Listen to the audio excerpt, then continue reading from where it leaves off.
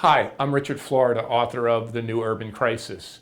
I've been writing about cities for 2 or 3 decades now. And in fact, in my book, Rise of the Creative Class, one of the things I did was predict or help predict the back to the city movement of young, affluent, smart, talented people. Nothing could have prepared me for the challenges that our cities are facing today. If you live in New York or LA or San Francisco or London, housing prices are skyrocketing. Young people, talented people, creative people are being priced out.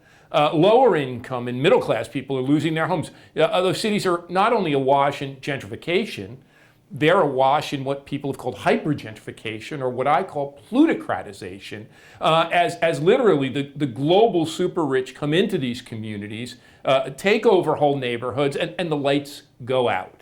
So all of the things that made our cities great, that creative impetus, innovation, diversity, gets washed out and our cities get blanded.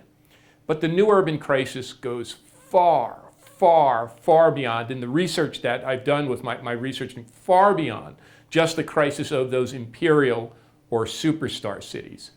Cities like Detroit, or Cleveland, Milwaukee, have struggled to rebuild their economy in the face of deindustrialization and after the economic crisis. Our Sunbelt cities of sprawl, although they had a little bit of a boomlet before the crisis, and some of the resource and energy communities have done okay, those communities have been crushed.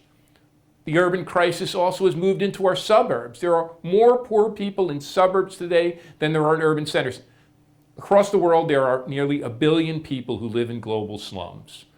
When I get to the nub of it, the reality of the new urban crisis, if the old urban crisis was the decay of the inner city, what they call the hole in the donut, the new urban crisis means that our middle class neighborhoods that Jane Jacobs wrote about in New York City, a neighborhood like I grew up of in Newark and later in North Arlington, New Jersey, those middle class neighborhoods have fallen by the wayside, and our society is to split into areas of concentrated advantage of the wealthy, maybe the top 10% or 20 or third of our society, with 2/3 to 3/4 of society falling behind and living in areas of concentrated disadvantage.